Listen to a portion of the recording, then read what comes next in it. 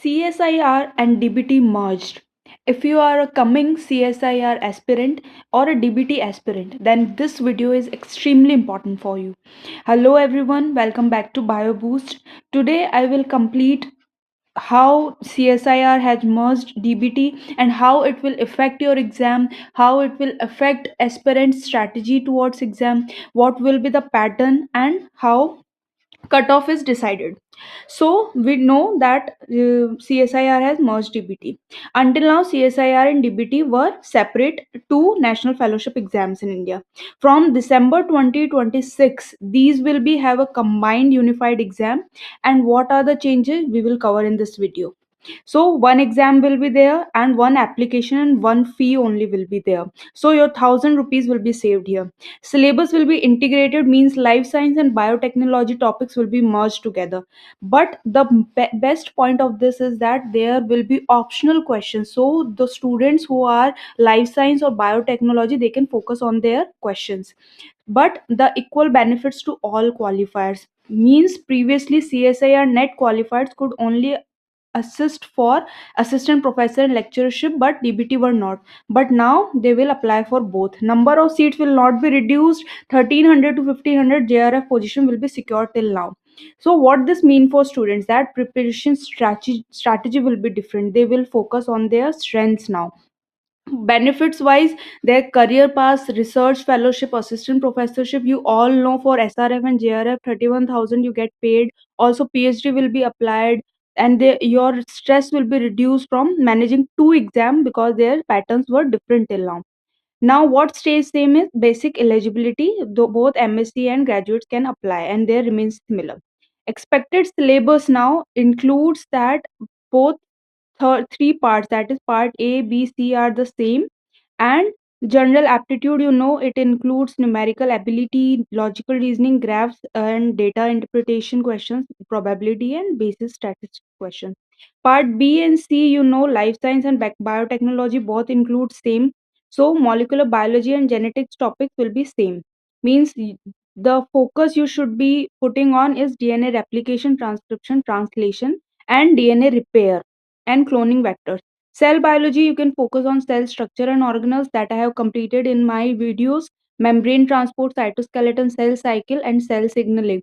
Apoptosis, I will cover in next video. Biochemistry topics, these are very important: proteins, enzymes, kinetics, spectroscopy, and chromatography.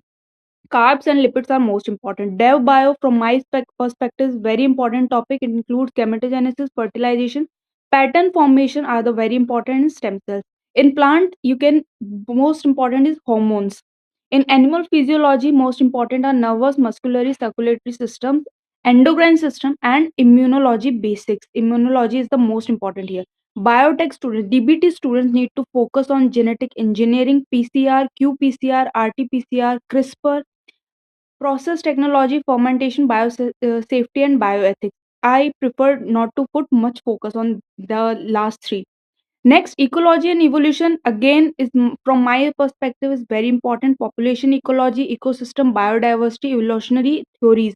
These are very important to gain marks at the end of exam.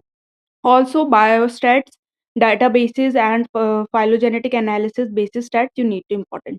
So question practice is the most crucial in this exam. Last 10 to 15 year papers you need to focus. In front of every MCQ you need to write why this option is wrong, why this option is right, and you need to get hard copy of all the 10 to 15 year past papers and make diagrams on those same papers and do reasoning why this is wrong and why that statement is right. So this is the most important approach last 10 to 15 years. And time management strategy, means part A attempt only strong questions. Part A I will cover next. Part B is needing more accuracy because short options are there. Part C is on depth.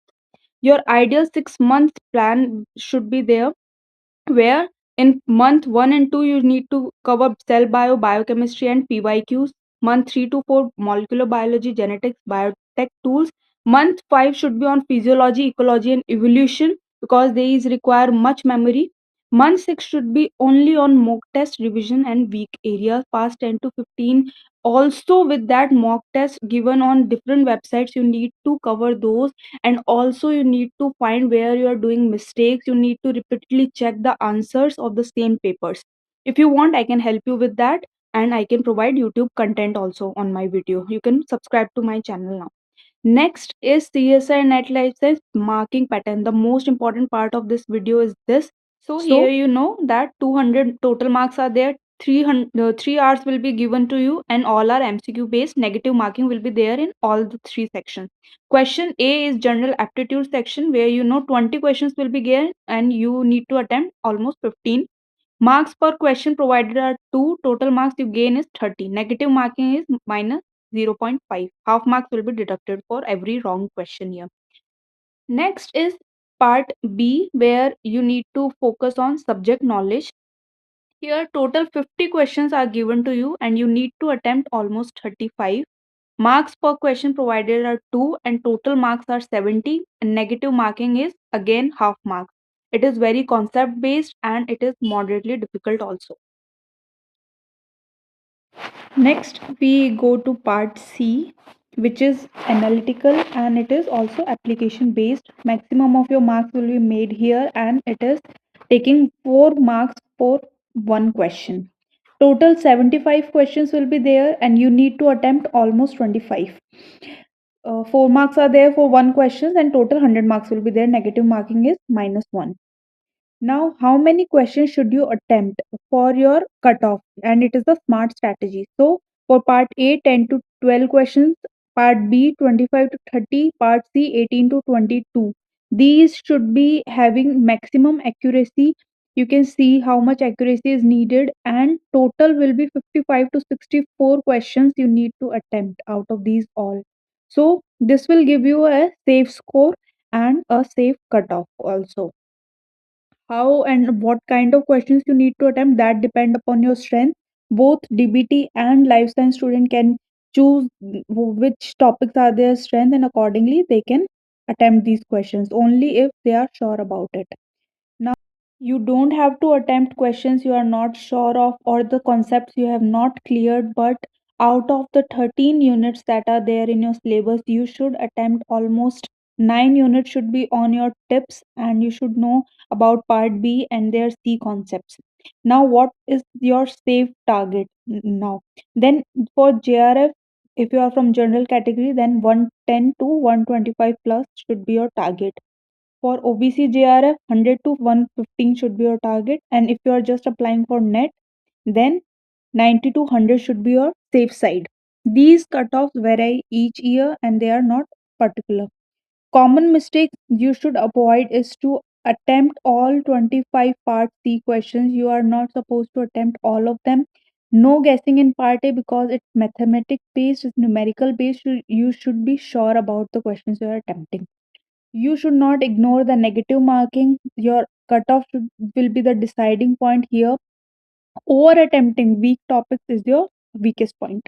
Now, the most important point here lies in the mock test. You should try to attempt as many mock tests as you can, because that will be most helpful thing in this exam. Revision is important, and how many marks you are gaining from these mock tests you should revise, and where you are doing mistakes that should be clarified then and there after each mock test. So this was all about the CSIR and DBT merge and the strategy of exam.